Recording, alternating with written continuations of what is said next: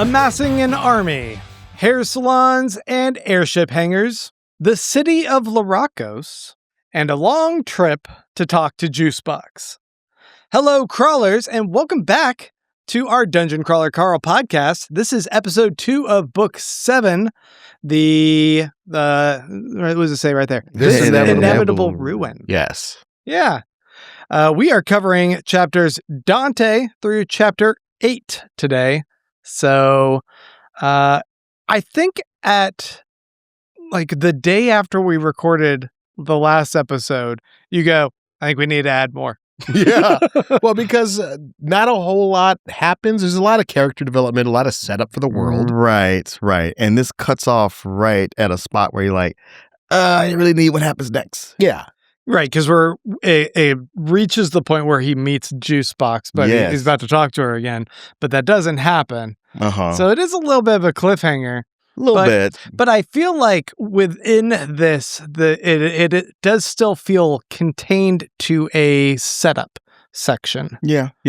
I guess we don't much get of a the book payoff. to this point has been set up. Right. I guess that's kind of how it goes with Yeah. a thick-ass book like this.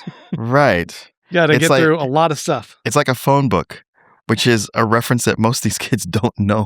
That is a book phone about book? phones, kids. Yeah, if you have a phone, why do you need a book? Yeah, I know. Phone book day was exciting. Yeah, it was exciting. It was like, flip through and see if there's any new pizza places that have been added to the list of on the that's the yellow pages. Yeah, you got a yellow pages and a white pages. And we're all the same height, so it was just the day that we could like reach the top of something. By height, I mean fucking short. Yeah. Like the three of us are short as shit. If they added a few more numbers to that phone book, you could sit a little higher in your car. That's right. Folks, so we don't actually have a whole lot of notes before we get started with this episode because we've recorded this before even episode 1's come out. Right. So I haven't seen any feedback from you guys to incorporate. But we did have some other interesting things happen, including that our store did get that big update. Yep. We now are distributing internationally. And as of today, we released stickers. We did. You released stickers. Yeah, I've been making stickers for a little while, and a lot of them are just kind of, all of them are the same art you can get on shirts as stickers. Yeah. But, people have been asking about stickers, and I was waiting for test prints to come in because I like to make sure everything looks good before I ask John, people you're to pay anal. for Let's just I don't call want it what people it to is. pay for something that I'm not proud of, so... He is. Yeah, I know. No, I know. He was showing me some of his artwork. He's like, I did these prints and you can see, look how bad it looks here versus this one. And I looked at the first one and I was like, looks awesome. Yeah, I know, right? I know. No, we had that discussion outside. I had to be like, I too went to art school and can see the difference, but Yeah, It looked it's really negligible. No, I mean, no. You hand somebody buy a piece of art, they don't know how you thought it was supposed to look. Right. But I do, and Yeah, that's know. all I care about. The funny thing is with the stickers, like to me, I'm like, stickers, whatever. I don't want to desecrate my laptop. But everybody loves stickers. Yeah. That's a big thing. People put stickers on everything. Yeah. So the store now has those. We no longer are using Printful directly as the URL. Printful is the manager of the prints that do go out, though. Mhm. So if you just go to hellocrawlers.com/store, that is the URL. We'll be updating everything from there. And we've also gotten feedback that the international shipping is pretty quick. Well, the thing is that Printful has plants all around the world. Ah. So if you're like in London, they have somebody who's printing their stuff in London. Okay. Yeah. That's pretty awesome. That is. Additionally, if you guys have been on your heels waiting for an update, Beard Watch is going pretty mediocre so far, but Hat Watch is looking pretty nice. Yeah. Even Donut's getting in. I like your hat. I do have a hat on today. Yeah. Well, usually I think I all just the had different dirty drinks. heads. So Yeah. No, we're doing this. it's happening. I don't know if I was going to fully commit to hats. every time. I'm committed. Well, I mean, you kind of challenged me. You're asking me if I had enough hats to cover all the episodes. So it's like, well, I guess we'll see, won't we? You start buying a bunch of hats. You're like, I "Fuck, don't this is-" remember the thing where we were supposed to wear hats I just wear hats every so often. I just happen to also wear a hat. He's doing a whole like different hats thing, and now we're all wearing hats. I feel like Hat Watch beat out Beard Watch. Yeah, well, yeah, you want us to shave our beards off, and that wasn't going to happen. But Yeah, I feel like hats were a good compromise. I agree. Okay, so I'm totally not patching this in after the fact, but your homework assignment is going to be chapters 9 through 13. So read from chapters 9 to the end of the 13. Okay. Let's go ahead and dive in, though. We start with Dante's chapter, and Dante is the third edition of the cookbook author. So we had that other guy last week who was the first or the second edition author. Porthos. So it seems like it might be going also in order of these authors, or maybe I'm reading into it. I don't remember. Yeah, I think that's too early to make that call. If a third one is author number 4, then we got you. Figured it out. But this one's interesting because Dante, who is a crocodilian, is working alongside a guy named Justice Light. Yeah. Justice Light is a skyfowl, and Dante seems to know that Justice Light is also an author of the cookbook, a later edition. Mm-hmm.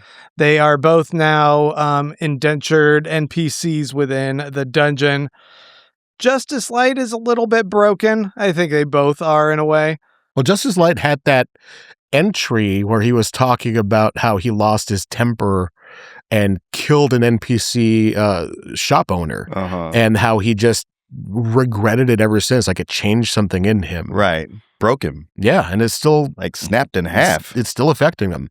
That shop was a hot topic. And now he has to work at this hot topic all the time. It's like double layers of hell. And for those of you over 50, Hot Topic is just Spencer's gifts with different stuff. Yeah, with goth stuff. It's still around. Apparently, my daughter's friends all went to Hot Topic yesterday. It's still in the mall. And she was like, I missed out on Even Hot Topic. Spencer's made a comeback. Hot Topic has 3 Dungeon Crawler Carl t-shirts on their website for order. Oh, do they? Yeah. Well, there you go. Maybe you'll run into sad Justice Light there. If you see someone who looks like the light's gone from their eyes. Selling Carl t-shirts. That might be him. I went to a Hot Topic and I couldn't tell which one was Justice Light. They all had the light gone from their eyes. Dante's the crocodilian. Yes. And didn't it say that he was always a crocodilian? I think so. Yeah, like he didn't came switch from a into crocodile it. people. Yeah. He was kind of inspired by Justice Light. He's like, Justice Light still has this vigilance. He will never bring up arms against the crawlers. But, it's like when it's situational is kind of what Dante's saying in this entry. Because they are being reassigned from being their little shopkeepers where they're normally at to having to go and stand guard and potentially fight against crawlers in this crawl. Yeah. Dante's like, well, he'll probably step back from that idealism when the situation occurs. But what we see is actually the opposite. Justice Light inspired Dante to fight against the system and not raise arms against the crawlers, and so he was killed for it. Yeah. No, they fought the good fight. Status dead. Okay. Well, I don't know if Justice Light died, but Dante definitely died. Yeah, Dante's dead. Dante also mentions keeping an eye out on a mantid from the current season named York, which we know is actually another cookbook author. Yeah, we read an entry by him in the Dungeon Anarchist's cookbook. No, wait. It was the second book. The Doomsday Scenario. Doomsday Scenario. Carl's Doomsday Scenario. Yeah, he was talking about belonging to a hive and protecting them and just, having to feel okay about that.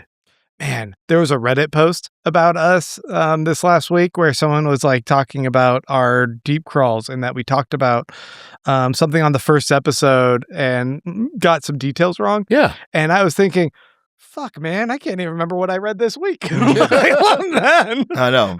Yeah, I'm gonna mess up. Yeah, somebody says, "Oh, back in book 1, you got this wrong." It'd be like, "Yeah, I guess." I'm sorry. I take your word for it. I think a lot of people expect us to have like a team of writers behind the scenes or just us being obsessed enough with this thing to keep copious notes. No, we're just friends who like this book and we're talking about it. Like we're going to get a ton of stuff wrong. We're fans. We're not like a professional. In fact, we count on you to tell us when we get stuff wrong. Yeah. We do need that, actually. The conversation continues in the comments and on the Patreon. Hold us accountable. We jump into chapter 5, and Donut, as we left off at the end of chapter 4, is just learned about the Garrett meatball. She's feeling betrayed and replaced. She says that Carl is having an affair with a meatball. It just makes me appreciate how much he was trying to hold that information back from her. Yeah. and you know, that's the way she processes this kind of betrayal is like, I can't figure out how to communicate to him how betrayed I feel. So like she goes through all these different ways of trying to, and then kind of settles on, oh, it's like you cheated on me. Like this is a fucking this is like You're no cheated better on than me. B. Right. That's, Oh yeah. I expect it from her, but you. I mean, yeah, Donut's over the top and cartoonish, and it's still funny that she continues to be that way when they're at floor 9. Yeah. Like, what has to happen? Yeah. What do you need? Because Jesus, everything is chaos around us. Well, I do kind of understand, you know, everything that Donut has said about Garrett, the meatball, has been, I don't want that thing near Mongo. It eats fucking dinosaurs. It's a piece of shit. I hate it. It stole Mango's flowers from the fucking talent show. That thing should not be anywhere. And then to only find out that your most trusted friend has him somewhere on him and didn't tell you. Like that, I get it. Yeah, I get it. She feels she's being replaced. I know. Yeah, you have to remember that she's a cat. Also that. Yes. Well, this meatball hops in Mongo's mouth, giggles, gets swallowed, puked back out. Well, you skip the whole thing that when it comes out, it's not Garrett. It's a cute little actual meatball. Yeah, half the size of Carl's fist, he says. With little legs and a cute little giggle. Even Donut's like, oh, that thing's fucking adorable, but I hate it. Yeah, Jeff's doing all these little giggle noises in the audiobook. I'm sure these are bonuses for the audiobook listeners. These were apparently colon worms of some sort of titan creatures. What the meatballs are. Yeah. Is that what they are? That it has a little aside, the AI says, yeah. Yeah, the AI describes it as being a parasite on for like this Titan class race. Yeah.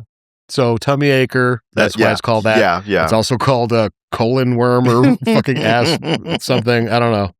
So while Donut's just going off about all this, Carl goes and tries to get himself some food from the food processing machine. It comes out as chowder, which we learned food now can come in chowder form. Chowder style. Yeah, chowder style. Yeah. It says it can, but why is it automatically for Carl? He's kind of pissed. Also, I mean, maybe you could deal with chowder, but not if your sandwich is mushed up in it. Right. Yeah, it's gross. He feeds it to Mongo and a little bit to this meatball, and the meatball immediately bonds to him. And he's like, whoa, that was so much easier than Mongo was. Yeah. So Rendell said it was like, it was going to take a few feedings to bond. Nope, first feeding. Nope. Bonded. Yeah. Well, it's just so little. Absolutely love the first meeting of the meatball and Mongo. Where it just rolls into his mouth. and the description of him like looking around like do I? Well, yeah, when he first is about to eat and just like stops and like and it just jumps in. And Mongo at that point, good for him. He grabs his own leash, and he swallows that motherfucker. Yeah. He just okay. Like, I'm in charge now. It's like when he ate that other person's hand and had to keep puking it up in like the second book. Yeah.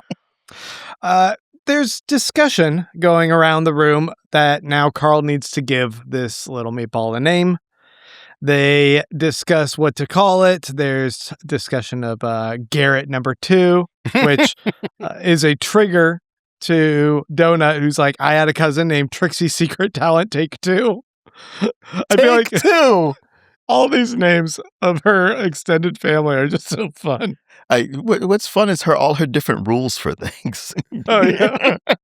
You can't have another person that also has that name. Later, she gets mad at Louis and calls him Louis Santiago 2. Because his name is 2 down in the dungeon. Yeah. I feel like it's a sneaky way of saying you have a bad name. Oh, yeah. Yeah.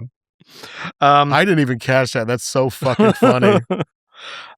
So Samantha says she wants to name him Kimi the Second, which is a number 2 name. And Rubio, you were saying this is a reference potentially to the Chimeras? Yeah. So in Eye of the Bedlam Bride, when She Maria's rooting around in Carl's inventory, she's like, what's this? This is a bomb? I could kill all your friends. And this, you have a figure of Chimeras? Does Samantha know? And Samantha wants to name the meatball. I keep calling him meatball. Garrett, or now we know Surrendelgore. She wants to name him Kimmy, which can only be a reference to Chimeras, who we still don't know who he is or how he relates to Samantha. I wouldn't say it could only be. Oh, right. It could be Kim Possible. So wait, Batista has the little tagged things. Those are Chimeras figures? No, those are just Beanie Babies. There is one of some person named or Chimeras. Named Chimeras, or deity named Chimeras, something named Chimeras. Okay, that's a good catch, man. Thanks. Katya and Batista come in, and Katya, just all business, is like, all right, let's take care of this hair on you. I guess Carl must have messaged in advance, hey, can you come do my hair? Yeah, fine. I guess that's what I'm good for, sewing patches and doing hair. Yeah, drawing maps. Yeah. So she sets about to work. As they're all talking, it's kind of filling out. The room's filling out with family, with a reuniting on this floor and in this book of the extended cast of characters. It's kind of what you said in last episode, like pay attention to how many people are in this ensemble cast here of this episode, this book. Yeah. And I was starting to really feel that here. But there's a discussion about who Tish is. If we recall, Samantha was really mad about Tish. Yeah, she wants to go over and bomb Tish. And Tish was at this university, apparently, that Louis ends up at when he's dropped into this floor 9. So Tish, we piece together, is the girlfriend of Gotzi, the Mad Dune Mage from book 4. That ended up summoning Samaith. Yeah. And getting her stuck in a sex doll head. So Samaith was the other woman, but she still wants to kill the first woman, the ex-girlfriend. She wants to kill her hard. In her little sex doll head.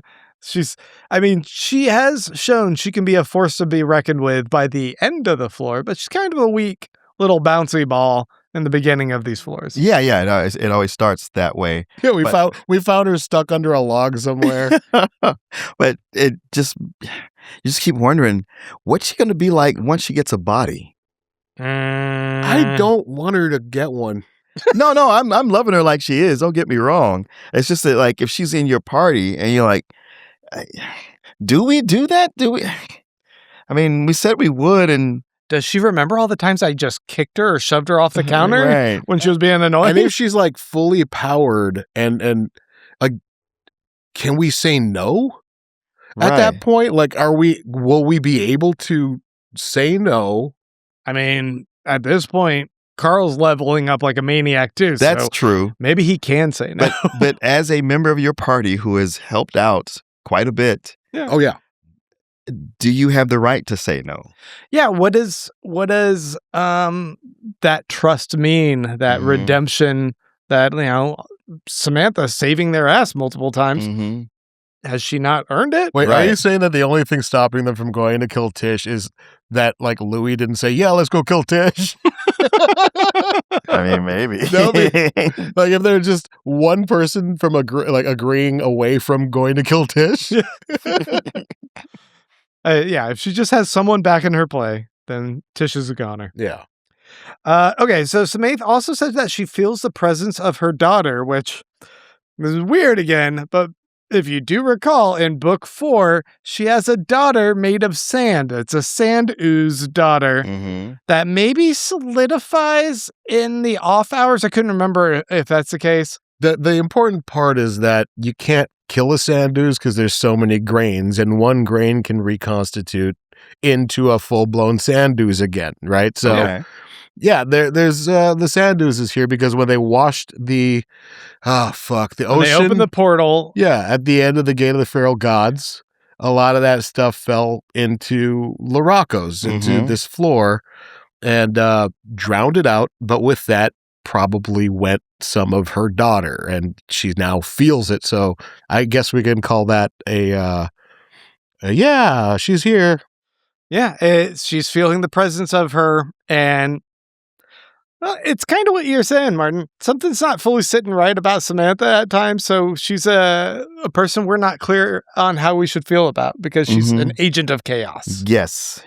And the chaos has been working to our advantage so far, but as chaos goes, yeah, there's going to be that day that it doesn't, and you're going to be really sorry. There's that old saying, chaos happens to everybody at the same time, and we'll fuck you.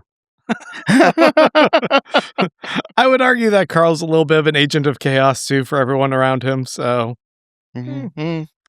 Carl relays to the group that who's mourning that Sorrendilgor is dead, that she was done. Yeah. Because was it Louis or we're saying like, if she had waited another hour, and you saved everybody. It's like she didn't want to go on. She was done. Yeah, she was done. I feel like we also said that thing. So it's like a reminder to us. Yeah. Like, nah, she was gone. Louis says, Louis says that Carl was in the Navy. A common mistake that even a Louis can make. I like how Carl's not even correcting people anymore. It's like, I was in the Navy. Sure. Batista is the first one to bring up that the meatball should be named after Sorrendilgor, like as an homage or something that relates to her. And Katya agrees. And then it's Louis who comes up with Sir Rendilgor, like a knight. And they'll just call him Rend for short. And everyone agrees with this, and it feels like a good name. Honestly, when he brought it up, I thought, no. Fucking idiot. Come on, guys. Keep trying. And it was like, oh, wait, everybody's going with that. All right. Wait, you're going to listen to the guy who just said he was in the Navy? Yeah. Because he's just throwing everything out there. What about this? What about this? No, go sit down somewhere. Hey, wait, to be fair, about the Navy thing, like people, he stopped correcting people. And I get it because I've been called a Puerto Rican a lot or a Guatemalan. It just depends on what state I'm in. Yeah. Like if I go to a different part of the U.S., I'm not a Mexican anymore. No, in New York, you're a Puerto Rican. Oh, yeah. I'm a fucking Puerto Rican. Yeah. I get it. People have called me funny a lot of times. I'm like, I'm not funny. No. I'm not funny, guys. Splash Zone. Did you think you just let that slide? Yeah. Oh, wow. Okay. Did you think we were going to disagree? Back me up? No. Be good pet friends? I don't know. I don't know what I thought. Look, Martin's just having a moment right now. No. I just my screen lit up with all these different things to bounce off that. But I was like, no, that's John's territory. Let him have it. I just drooled beer on my face. Splash Zone, the stripper, is brought in to perform his wet spot routine to help quickly rinse Carl's head once the hair tonic goes on there.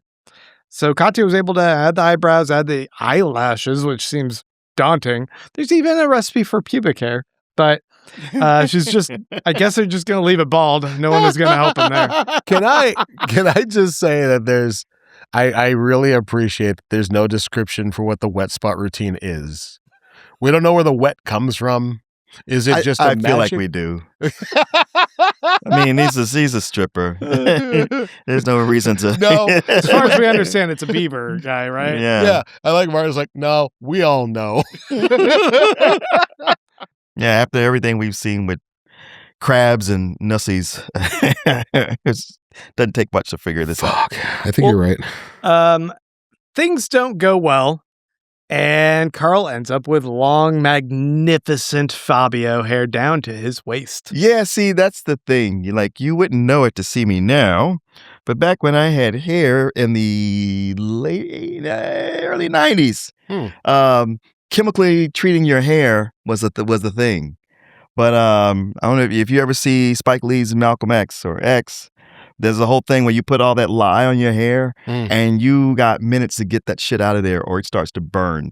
And so this whole sequence, I was like, yeah, I was on I was on edge. I was like, okay, you got to get it off. You got to get it off anyway. And that whole thing with his splashing didn't work. I was like, oh my God. And it's a good thing she didn't do the pubic hair. Yeah. Can't imagine the handicap of walking around with a whole Muppet hanging from your crotch. And I also don't want to hear your story about that. At this point, we got Carl, Donut, Samantha, Louie, Ellie, Batista, Splashzone, Mongo, Mordecai, Katya, Brittany, Florin, Tran, Zhang, and a bunch of strippers and sluggalos. We Everyone didn't start the fire. Sorry. The whole fam is here, and they start giving everyone ranks. They pretty much make all of those top people, minus those sluggalos and strippers, into generals. And say, all right, generals, go out and recruit other people as fast as you can. And it's like a trickle effect's going to happen because they have less than 60 hours? 35,000 people? Yeah. 33,000 people to recruit? Hold on. All those people were here to watch Carl grow hair? I guess. Why are people so pissed off about Stranger Things where they have the whole cast watching that kid come out as gay? I think that makes more sense. Bring everybody together. Let's have this moment. But all these motherfuckers, you just named 30 fucking people here to watch them grow hair. I don't know if there's a watch party. Yeah. I think that just happened to be going on at the same time. We got to see what mane he grows. But I mean, it was a show. Florin, Amani, and Ellie are going to go to the headquarters to go talk to the adjutant, but Ellie's actually going to go also on a secret recon mission. I don't really know much more details about that. And there's so much that Carl's just thinking about all the steps that they got to do for taking on the leadership. And the main thing, though, is that they got to go and kill the Naga right away. Right. Good reminder. They got to kill the Naga. Yeah, as soon as possible. And I would say, easier said than done. For this set of chapters, we do get a good kind of setup and bookend for an understanding of the extent of the threat of the Naga. Yeah, because we'd heard before that, they're the ones who always lose faction wars. Mm-hmm. Or there's little bits and pieces here about they might not be that big a threat, or there's a lot of them, or they're all assassins or whatever, but we don't really get a clear picture of who they are or what they can do. And we find out, there's a little bit more to them that makes them a little bit more dangerous. Mm-hmm. Oh, yeah. All right, so Louie has gotten a celestial box from the last floor. As a reminder, that was because... Actually, what did he get it for? I don't remember. Was it killing the god? Everybody he did kill a god. Was it? They handed those out like candy last Didn't floor. he kill? Was it because he killed... What's her name? Yeah, I thought so. No, he stabbed Inez. Yeah, Inez. That's who he killed. What did Louie get the celestial box for? He explains it. I missed it. Okay. We'll cut all that out because otherwise you guys are going to call us out. Oh, how do you guys not know? How do you not know why he got... Put it in the comments. Okay, Put it now in the I'm comments. not going to cut it out. Put it in the comments. Remind us why he got it. So he has this celestial box that we all know why he got that. Oh, yeah. And it is two-parter. He got an airship portal that links up to 3 personal spaces with a little lift chute airport, take you up to this hangar. And then inside the hangar is an airship called Party Planner. Airships are not allowed on the 10th floor for some reason. Rubio knows because he's read book 8, but the rest of us don't know. You can't have an airship there. Listen, our concern right now is this floor. Yeah. And he's really excited. So they're waiting in an elevator to go up to check that out. In the meantime, we get an interesting scene because Carl looks down at his feet while they're waiting for this elevator to take him up to the hangar. And Louis like, it takes a few minutes. And he sees a piece of tinsel on the floor. And that tinsel, he remembers, is from when they did the Christmas party. Mm-hmm. But wait, it can't be. But it can't be. He's like, first off, the cleaner bot should have cleaned it up, so it shouldn't be here anyway. But on top of that, the tinsel that they used, he said, and maybe I'm getting this wrong, was generated from a memory simulation on floor 8. Yeah. And the existence of that shouldn't have been transported once they came down to floor 9. Yeah, you can't bring it down a floor if it was part of that system. So where did it come from? It must have been from somewhere else, and it breaks his brain for like a hot minute. It's like Carl took a step outside of himself and realized the absolute insane, surreal absurdity of everything that is going on in this dungeon. Yeah. Well, go ahead. Yeah, that this isn't reality. Yeah. I mean, there's been so many things like that whole thing, the sequence with Paulie, that he can be pulled out of whatever the reality is and like in a time bubble for that. All these little things, like it feels like, hey, these are the rules, but there's all these little breaks and little things where you're like, so is that actually part of what's going on? Or are these mistakes? Are these glitches? Because glitches can be exploited. Right. There's this natural tendency for him to see that tinsel and go, is this a flaw? Is this something I can exploit? But also, how does this whole thing fit together? Yeah, it's just like this moment of instability where he's trying to figure out the most seemingly mundane detail because there's something fucking there, and there is probably, but I mean, does it matter? Maybe, I don't know, but it's still enough to set his alarm bells off. He's been overloaded with a lot of information, with a lot of conflicting information. Oh, yeah. So it's really hard to know what is important, what isn't, what's real and what's not. I think what else is interesting is this moment being a reflection of how conditioned us, the readers, are with this world up through 7 books. Mm-hmm. Because when he sees that glitter, the tinsel also being a reflective thing, kind of a reminder of the video game mechanic of something glittering and reminding you that there's something important about it, right? Our first thought is, oh, there's a flaw, there's an exploit, there's something that he's going to figure out from this, and this is going to be important. But what actually ends up kind of happening as he's progressing through his thought here is he thinks of Peter Cole. This was at the time it was the AI talking through Peter Cole, saying that everyone has their limits. And he's thinking about how even the all-powerful AI who's controlling the system has limits, something that can break them. And that deeply unsettles him. And he thinks about what that means of the AI losing itself and breaking, and that he himself is vulnerable. So now it's no longer him thinking of an exploit. It's him kind of reflecting on himself, right, and realizing his own fragility. And I think it's in that moment that he also feels the eye of the Bedlam Bride blink on his chest. Oh, God. And that's like the full trigger of like what reality is fucking gone. And I am a walking time bomb. Right. Yeah. The fact that he can make it the sun go supernova and just wipe out everything if it comes down to it. In the real world. Real. Yeah. You know? But then that begs the question. I'm reading that. I was like, yeah, but would she Maria let him do that? Because you give him the keys to do whatever he wants, but at any time she could step in and go, "No, I don't think so." "What are you doing, Carl? Let's put that back." God, don't remind me that she's around.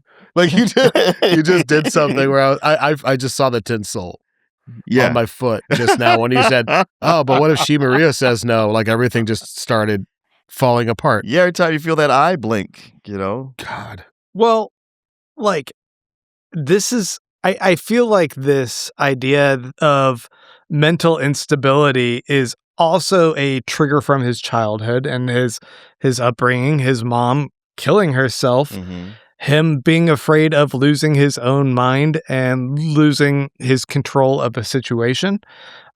He needs all those things. That is so much of survival. If we extend this beyond the construct of the dungeon, this guy is struggling to survive within himself and be okay with himself, right? Even through all of these changes. So if there's a theme, really, doesn't it describe all of us? Yes. Yeah. Oh yes. Yeah. Donut seems to notice because Carl's starting to go into a little bit of a panic attack about all of this. She seems to notice and asks if he's okay. But at that point, the elevator starts going up. So we don't get to reflect on it too much, but it does beg the question that I want to ask you guys. Is Carl at this point a little bit of an unreliable leader for his team? I don't think he is yet. I could see it on the horizon, but right now I think he's still pretty much in control. In a sea of unreliable leaders, he's probably the more capable. Right. I mean, if you were to say, Carl, you need to step down, who would you replace him with? He still commands the respect that they need. So even if he's losing it a little. But I guess my other question there to follow up is like, what do you feel is still keeping him grounded in this situation? Oh, the crew. His fam? Yeah, his fam, yeah. So hopefully nothing happens to them? Well, I mean, if they all get wiped out, then forget it. He's pushing the button. But, he's going to try to save as many of them as he can. He can't help it. That's his thing. Right.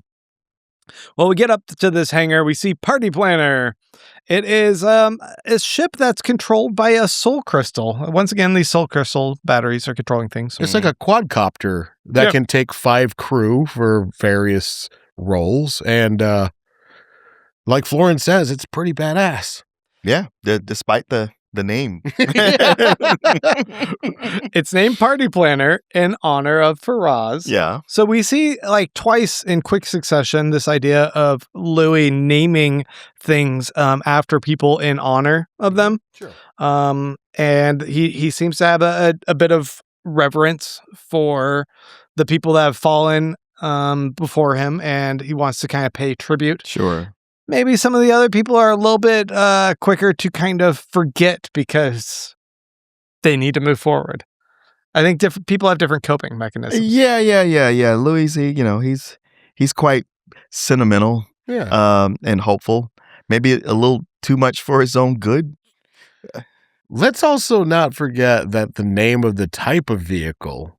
That's what I was referring to. Right. That's what I figured. Casket in the Sky. Yeah. Oh, yeah. Right. Yeah. It's got an even worse name than Party Planner. Yeah, I thought it was yeah. like a dumb name, but Yeah. No, where everybody looks at it and goes, "This looks like a death trap." Well, it just so happens it's called a Casket in the Sky. How can you say that about this beautiful machine? What is it called? Casket in the Sky? Casket in the Sky. as it takes tier 3 armor, which is interesting in so much as Donut understands the rules of this, and so she has been setting up. We learned she's like, oh, we have 8 total armor points. This is going to take 3, but we can steal ships or whatever. She knows the mechanics, and so that's kind of cool to see. She is starting to step up a little bit more. But yeah, this Casket in the Sky is essentially described as a kamikaze. Or, Sure. I don't know if it's necessarily Well, it's a bomber. a one-way trip so much as it's like it's very vulnerable. Yeah, but Florin is in love with it. Yeah. Oh, yeah. And he sees all the potential. He sees all the capabilities for this thing. But yeah, also, it doesn't have a lot of defenses. Aside from stealth, it's got a bunch of stealth capabilities. But man, if somebody attacks it from a certain direction, it's fucking toast. Sure. But, that's where stealth is important. Yeah. And they mentioned, like, maybe they can bring it into the workshop and, modify it. Get some guns on that thing.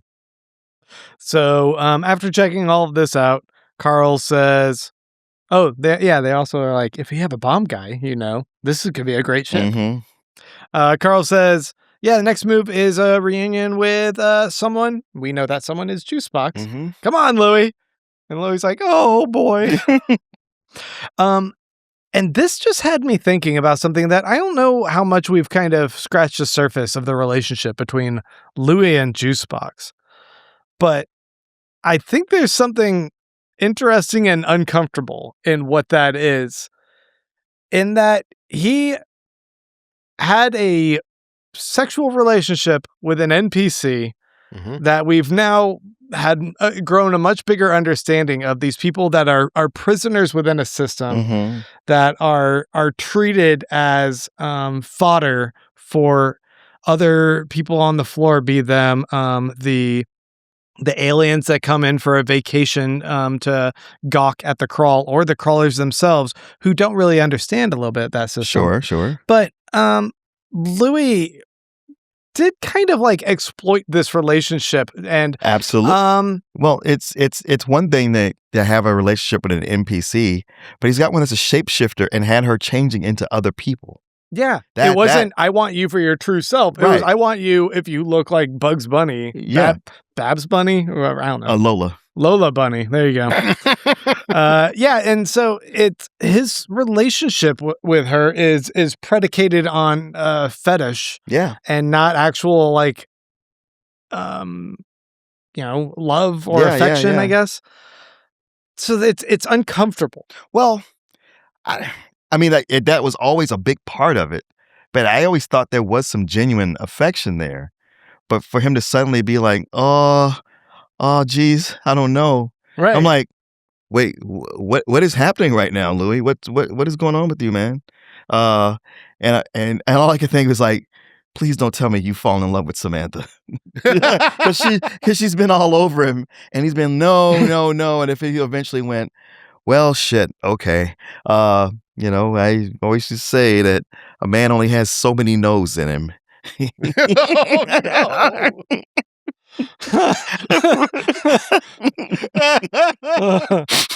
So, Juicebox, her mind's been unlocked.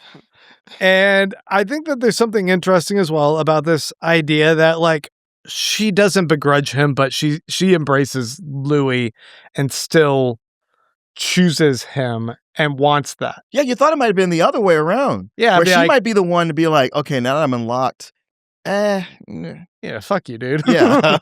Fuck you and how you kind of used me when I didn't know what was going on beyond the construct. Right. Yeah, through all of my trauma and uncertainty and pain. Yeah, I mean, and how much of her love is still an extension of that? Like at this point, we don't know very much beyond what we've been shown. So it's one of those things where, once again, I'm grateful that there's not a lot of romance within the floor that is explored. Like, it's not Carl and girlfriends, aside from, he totally boned Signet. He jerked off a crab. Yeah. But and Katya secretly has a thing for him, but yeah. I don't know. I forgot where I was going with that. I just think that there's something interesting that's being kind of danced around in their relationship. Yeah. That makes me uncomfortable and wanting to see what Louis does. Yeah, right? Because it's one thing to like, all right, I'm going to break up with this girl, but not when she's proven to be quite the a homicidal, I won't say maniac, but a killer. Also integral to your survival? Yes. Perhaps. Yes. Yeah. So it's once again back to the manipulation game, I guess. Yeah. Juicebox is the vengeance of the daughter storyline I want. This is like the vengeance story that is the one that I want to see rather than, whatever happened with Signet. The thing that was written by the committee or whatever. This one has the meat that I'm craving. Dude, you're right. All right, so we get out of the hangar, and they are gonna mount up a team to go rendezvous with Juicebox, who's gonna be on the 4th floor of Laracos. It goes in ascending order from the bottom up, like most floors do. Yeah. But it's weird because they dug it down, so it's just a little bit weird that it works that way. But while they are getting ready, Donut starts bitching about Florin, who's been like stepping up and like being a good general and like trying to like show an interest in all these things and start taking a leadership role. Yeah, he's really taking advantage of this whole like general situation. Like, dude, he's got military experience, and he's like military leadership experience, and he's doing it. Yeah, this is what we want. Yeah. It's frustrating that they're not real characters. They're not real people, but it's frustrating a little bit. Like this Donut character still being held back and not recognizing the value of everyone else who's gotten to floor 9. Like that should earn you a lot of credit. And then this talking cat has not matured. Yeah, it's like, come on, step it up. This ball of drama can't help but see everything through the lens of drama. Yeah, but I don't know. At a certain point, do you guys just get annoyed with a character and go, your charm is kind of fading? She's easy to not take seriously, I guess. Yeah, I love Donut. Okay, then there's no issue. I mean, she makes me laugh. If she was my teammate, I would probably sigh a lot. Yeah. Singing all the time and then just talking shit about everyone. I'd be like, man, you suck. Well, and just not even paying attention to Louis' discomfort. Like, oh, your wedding, I have to. Well, I suppose you could talk me into singing. All about her immediately. Yeah. And she seems to love Oasis. Carl does point out, we don't really know Florin's full story. And I wanted to point out that you will if you have bought into Crocodile, which is coming out, I think, early next year. It's going to be the story of Florin. Did they pay us for an ad? No, I decided to do it. Because then we get to know his backstory. That's all. Cool. Donut walks in on Louis trying to put his jacket on and zip it up real quick because he's got a shirt that says donut holes on it. And he reveals that this is an enchanted shirt he got from being on that Sidekicks show. Yeah, apparently they just hand out magical items that have your teammates' faces on them, and all of them are really kind of inappropriate and embarrassing. Yeah. So, but they're like really powerful enchantments, so you can't like not wear it. Yeah, right. Well, Brittany also has underwear that are Ellie, and it says like "Stay Frosty Boys" on it, and it's like a pinup of Ellie. And Donut says, "Well, Katya went on that show, and she doesn't have anything." To which Louis and Brittany look at each other. So I'm like, "What does she have, guys? Yeah. She's got to have something with Carl on it, right?" Oh, that she's wearing. It's gotta be. She can't wear it in front of Batista. It's just like awkward. I like that the Donut talking about how how is this allowed? Zev, this is an outrage. And she's like, this is official licensed merch.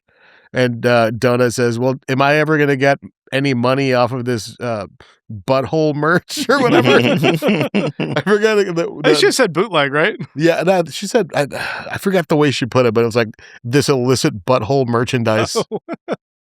Well, we also have bootleg merchandise, and here's another commercial for you. That's a segue for you. HelloCrawlies.com/store. Get our bootleg merch. Matt doesn't get a dime. I'm trying to make the best Dungeon Crawler Carl merch store out there. That's my personal goal. We'll get there. Okay. Yeah. I mean, you got a long way to go, buddy, but we'll get there. Don't fly too close to the sun. Once you get noticed, it's like, all right, the lawyer's coming and like shut this down. Nah, you gave us permission. It's fine. So they go to the college at Laracos, and it is gorgeous. It is Matt's chance to describe Rivendell, apparently. Oh, yeah. I noticed, like, there's a couple parts where Matt, like, gets into more flowery prose about how he's describing the airship or the Samaro dwarves or the city of Laracos. It's this like chance for him to kind of take a step back and like really highlight certain things. I feel like he has to at Laracos because he spent so much time with Priestley losing his shit because it got destroyed.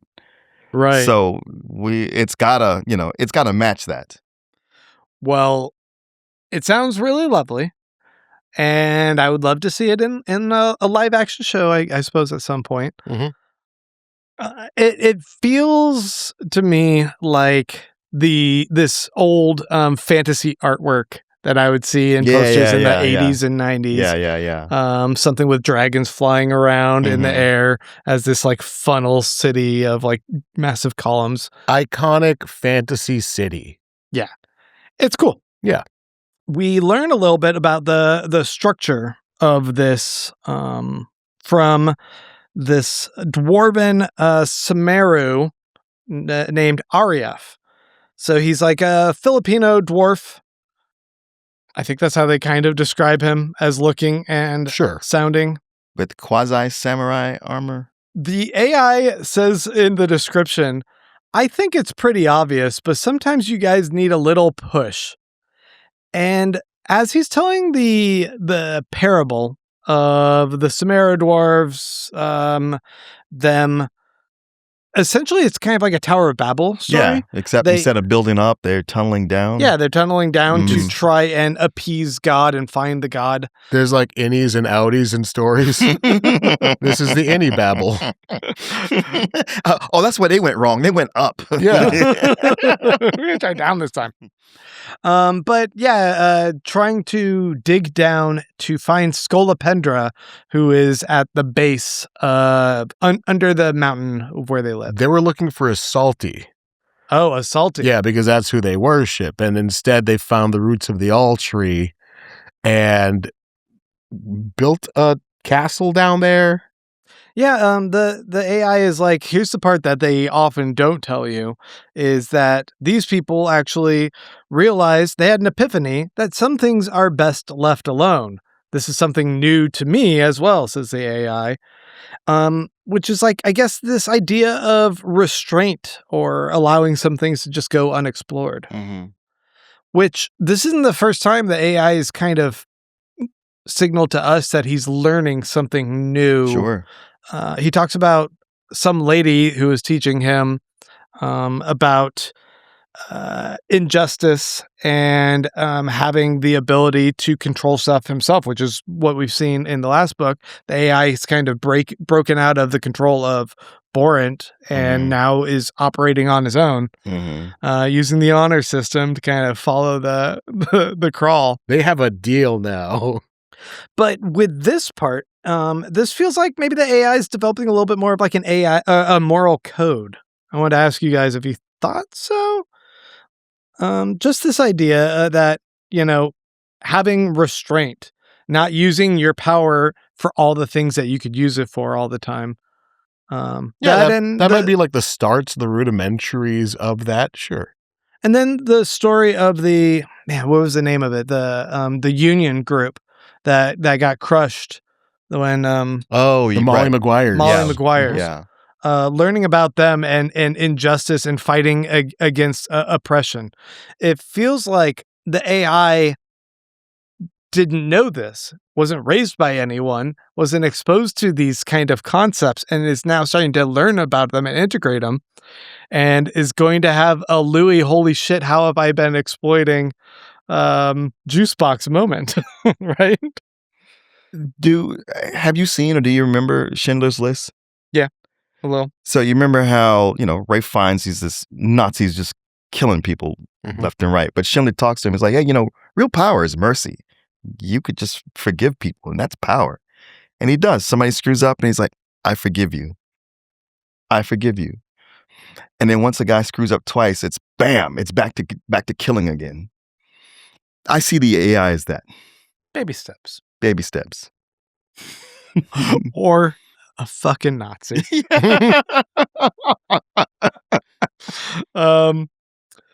So Scolopendra, we learn in this story, unleashed her 9-tier attack, decimated the dwarves, leaving the town intact, but we know that the town is destined for destruction.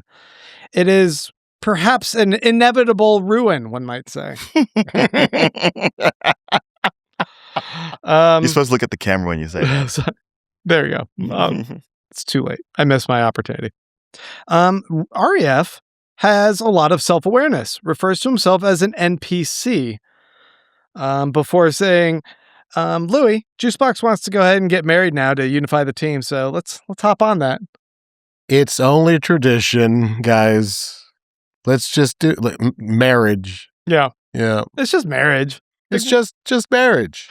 When everything else is so absurd, Louis, maybe that shouldn't be as scary. Most of them end within 5 years anyway. Fuck it. I mean, marrying for love is a 20th century concept.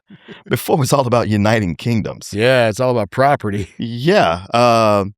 Like that Pixar movie Brave, where it's all, I don't want to marry these guys. And it's all like, you know what, sweetheart, you can marry someone you love. You don't have to marry these dorks.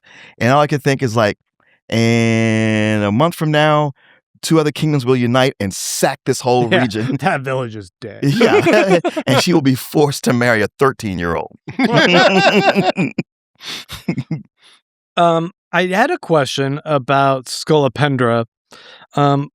You were talking in one of the previous episodes about Scolopendra potentially symbolizing the eulogist. Right. There are certain analogs in the game that have real world counterparts. And we found out about like the crack heron in the game being like the apothecary that exists out there, being a somewhat unflattering caricature in the dungeon of that.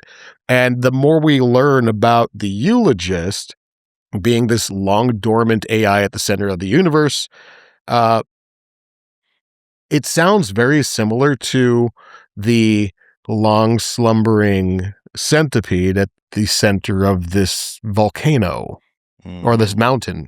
Right. And it's not the first time we've seen them using these metaphors, right, like the apothecary and the crack heron. The crack heron is supposed to symbolize this unifying hive mind that is an infection spreading across the galaxy. Right. That also makes like elements and stuff. And then the crack heron, the one in the dungeon, is like a drug dealer. Yeah. Like she makes drugs for people. So bearing this in mind, we learn that the all tree exists down there as well. And the all tree spreads through all things. I wanted to ask if you guys had an idea what this all tree might symbolize, because we've seen it popping up a few times. I don't know how to pronounce it, but it's all in Norse mythology. The all tree? Yeah. It goes through the 9 realms. And is it supposed to, I mean, I know from Loki that the all tree is essentially a nexus point between the multiverse, I guess, if you will. That is what kind of binds things and regulates things through all things. I don't know if that's necessarily what's supposed to be here, or I mean, this is book club. We read into things. We've had Grimaldi from book 2 talked about being tied to the all tree and kind of turning into a tree form in book 2 that Carl drips the poison blood into the roots of, right, to kill. And this all tree, or what we also know of Grimaldi, is that was a person who believed in the primacy of family, of bonds, and the strength comes from your connection with those you love, so much that he kept and enslaved the people he loved in a freak circus. Sure. But I also just kind of wondered if this is like a competing ideology within this world. If Scolopendra is this Scolopendra and the apothecary are these two divisive forces, is the all tree symbolic of family and togetherness and the love of those bonds being what can kind of save us. Sure. I don't know. I mean, it's interesting that you put all that together that way. I mean, maybe. Yeah. You clearly thought about this a lot more than we did. Yeah. Well, something to think about, I suppose. So, we now have in our chapter 8, Louis is scared that he's gonna have to go get married. Carl says to Donut, who's currently terrorizing Louis, like, hey, put on your glasses, because now that we're following this dwarf to juice box stuff, there might be changelings around. Mhm. We need to be on alert for that. Very smart. Very smart of Carl.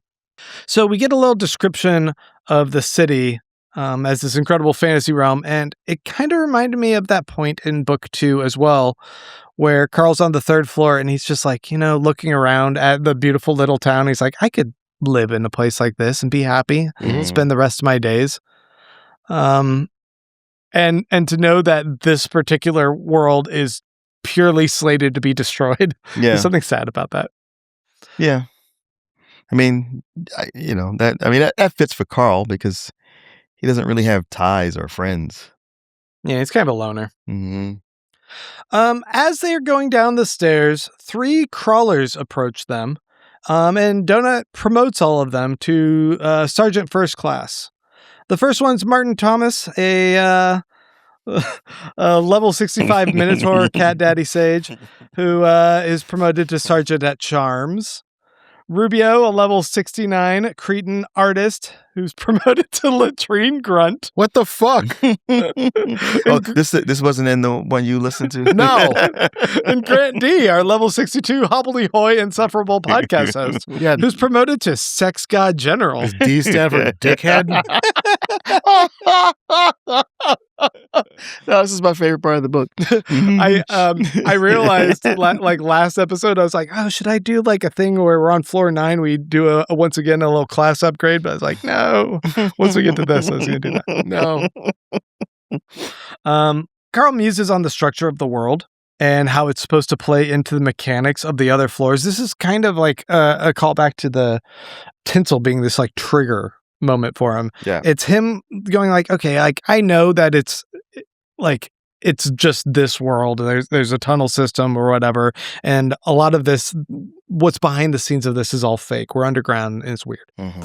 But he's like, within the story structure, it is supposed to exist that there are these levels of these floors kind of stacked on each other. So he's like, if you went and pierced the sky, it should be that floor 6 is there. Oh, and yeah, then floor 3 is above that. Although that also makes me wonder if this is like, they're described as being stacked on each other, but I think at one point we had discussed like, what if this is all the same place in different time periods, and they use the metaphor of them being stacked on each other to kind of represent that? Like the castle in the Butcher's Masquerade. Right. Mm-hmm. I don't know. I mean, that I guess it's literally they're stacked on each other. Just seems a little weird. Mm-hmm. Hard to kind of comprehend, I suppose. There are 66 levels to the funnel going downward. 50 is where the college was at. Our crawlers are going down with REF. They're on floor 46. Are there stairs to each floor, or is it just a spiral? I think there's stairs. Yeah, there's probably multiple ways to get up and down. Yeah. Rubio, realizing there's 46 stairs to go down, says his knees are hurt and donates all of his stuff to the war effort and jumps over the edge, takes a plunge. Yeah. Oh, what was that sound? Oh, that was Rubio just for the war effort. Jumping right into the middle of this. The water had, when they released all the water, we learned that actually went all the way up to level 39, and they finally drained it down most of the way, but just to level 3, which means that the castle is pretty submerged. So the capture the flag castle at the end is still underwater, at least at the start of this whole thing. Mm-hmm. Are there still jellyfish and sharks down there? Yeah, probably. I guess. Yeah. The dwarf mentions previous seasons and there being memories that have been quickened in some of the other NPCs. Right. It's like, oh, you know about previous seasons? You know, thanks. Okay. Right. So he says he doesn't really, but like, so he suspects he's new, but like other so crawlers like Juicebox remembers all of it. Which means that, Juicebox and her team have an awareness of how things went down in previous seasons and can strategize for that, I would imagine, which seems like a pretty good leg up when you are the one everyone's going to be attacking at the end. Good thing to have them as allies. Wouldn't want to mess up that alliance there. Put a ring on it, Louie. Come on, Louie, we're counting on you, brother. REF vows vengeance against Architect Houston, who we learn is the leader of the Madness. We saw the Madness briefly. It was kind of like these Vega, like these tall, skinny people, but with like this Vega mask from Street Fighter. And I guess they're body horror surgeon psychos. They have an operating room, and there's something scary about that. It sounds like if Matt has a predilection to writing horror type stuff, this is a great avenue for that. Yeah. Sounds real edgelordy. Yeah. I bet you the Madness shops at Hot Topic. His eyes also dead inside. Yeah, look at this happy tree friends charm I got. No. Sweet glow in the dark poster. It's a blacklight. I got a Willy Wonka doll. I don't care. Arya talks about the Naga and clarifies that the Naga, unlike a lot of the other factions, aren't soldiers but more like assassins, and they're very good at hiding. Carl says, as far as he's known, no one's ever been able to infiltrate the inner sanctum of these people, and these are the people that they need to kill the entire Blood Sultanate in order to free both Donut and Katya. So that just seems nice and easy. We also learn a little bit more of the history that there's like some convoluted, there's some breeding system that they have. If you have 99 sons, first, whoever's giving birth, the snake lady who's giving birth to all of them, if you have 99 sons, then the mom dies and the sons fight for who's going to be the new king. Right. If you have 198 daughters first, though, you kill all the sons. That lady's the queen for a while, and that's only happened once, and that person was named the Sepsis Whore, which is where we get the name of the crown at Sepsis Whore. I'm sure Matt had fun figuring out and then writing the mythology for that. Right. Yeah. But it's all mythology and theater. They don't really do all that. Well, at least not the Sepsis Whore stuff anymore. Yeah. It's more of a title. Once they get down to the 9th floor, there's a theater there, and it's got a poster for Session of Love. This is the guy Gabalt that we met in book 5 when Carl goes to the CrawlCon. He's the poet or the author who writes playwright. That's the name. That's the one. Yeah. And he wrote Session of Love, so he's a little poster, a nod to that guy. Nice little connection. And then we get to the Desperado Club down on the 4th floor. There's a sign there that says grand reopening under new management. Reminder that old management got assassinated by Carl and Katya. And that they're going to go in there and first meet with Juicebox privately before dealing with the annoying cat teammate of hers who's Gravy Boat or Ferdinand. They go into the bar and they immediately see that the bartender's a changeling. They then look across the room and there's a knoll, which is like a jackal.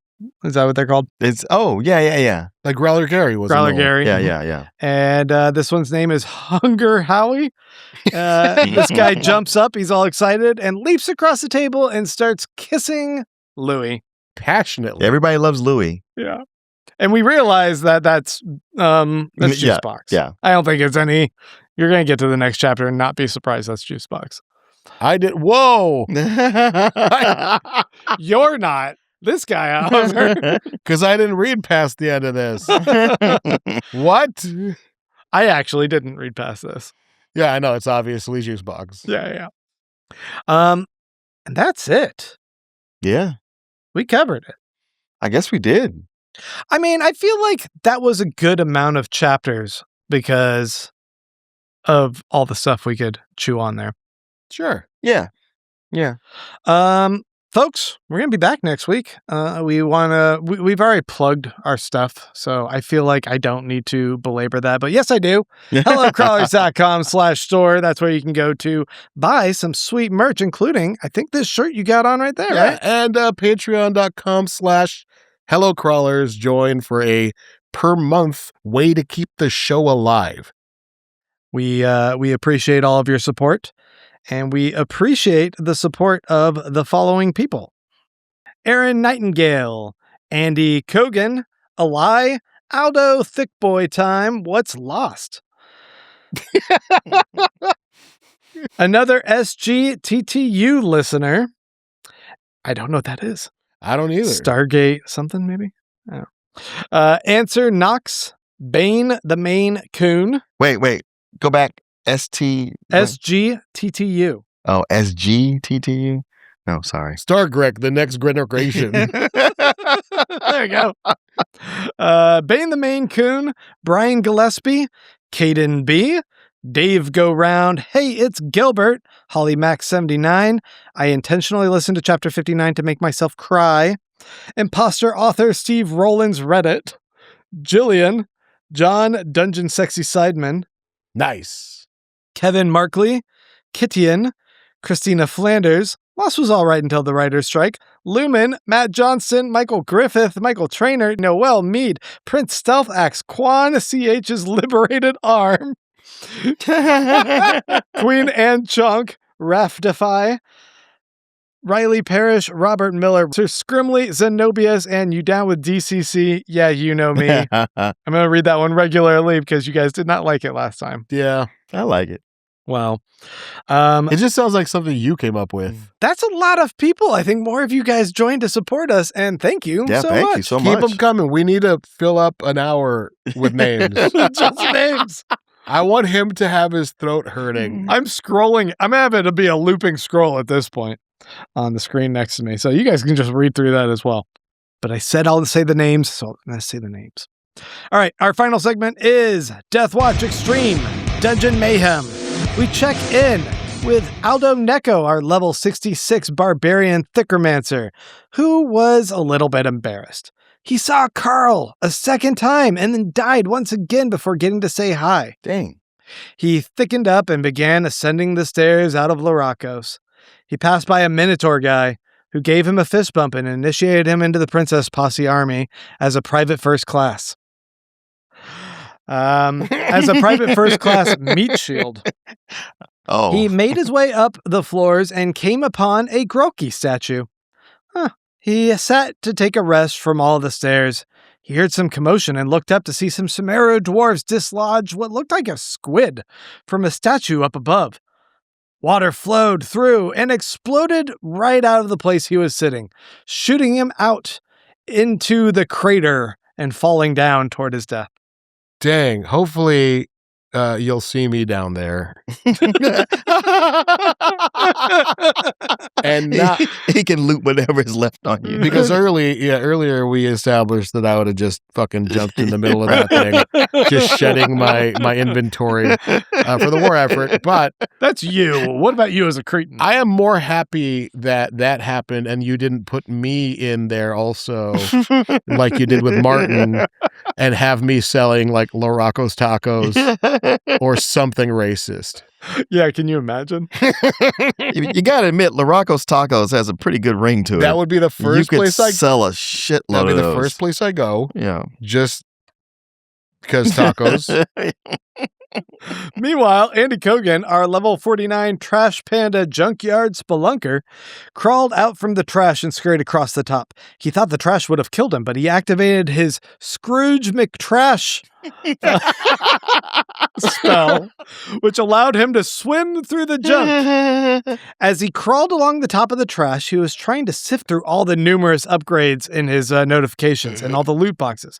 He would need to find a safe room. Just then, his Scrooge McTrash spell expired, just as he stepped on a sharp piece of wet glass. No. Ouch! He looked down to see the broken bottle was labeled Slugpox. Uh-oh. Wah wah. Wah, wah. Meanwhile, Caden B, our level 61 half-orc blind taste tester, thwarted the jellyfish and swam to the top of the castle turret in the water. He was on the 3rd floor of Laracos. He had upgraded from a blind taste tester to a sommelier. It came with situationally generated flavored Molotov cocktail upgrades and a cheerleader pom-poms. Caden began climbing the stairs and passed by a trio, including a cretin who seemed to be selling Laracos tacos. Fuck you! This guy gave him a quick fist bump and initiated him into the Princess Posse army. The tacos aren't even in here. It just says a cretin guy gave him a fist bump. Are we sure? Anyway, he got recruited into the army as a bootlicker specialist. Hey, what the fuck? But the trio was already gone, so he couldn't complain to them. He continued to climb when all of a sudden he heard what sounded like a high-pitched woman scream. He looked up to see what looked like a barbarian thickromancer crawler falling down through the pit. Oh shit. Caden pulled out his Molotov and hurled it at the thick boy, shouting, "I get a hint of, bring him to me." Caden thought this would bring the barbarian safely over to him. Instead, he found himself alongside the barbarian falling to his death. Oh, he was too thick to pull. Yeah, he got pulled to him instead. Oh, no. Who's got the heavier gravitational pull, I suppose? I can't wait to hear what you end up being in this next one. Oh, what did I say? I was a sex god general? What? Fuck. Oh, yeah, you missed that part? I missed it. I was too busy plotting his doom. By sex god general, guys, he means he just had his balls out of his pants and walking around and people going, "Hey, look, I said in gum. Hey, look, I said in gum." It's a gimmick that works once. Finally, Bane the main cane, the main coon, and Snips, a level 65 feline conjoined twin Perberus disco dancer. Oh, boy. Oh, my God. I'm going to have to shorten that. Fell from the cliff. He activated his bell-bottom parachute, and his legs safely carried him down into the canyon. Safely down, that is, into the awaiting jaws of a hip bimbo. A bimbo hippo. This is not the AI's best work here. Who said, like, get in my mouth or whatever. That's what the bimbo hippo said. Oh, yeah. Before eating the... I can't wait to hear more of this one. Well, folks, we're at the end here. I mean, it'd be a good time for Carl to go ahead and hit the button on that. Put us out of our misery here. Carl should probably take that doomsday scenario out right now. Well, I think we're done. Folks, you have a chapter homework assignment. It's going to be chapters 9 through 13. 9 through the end of 13. We'll be back once again next week. And until then, get out there and read.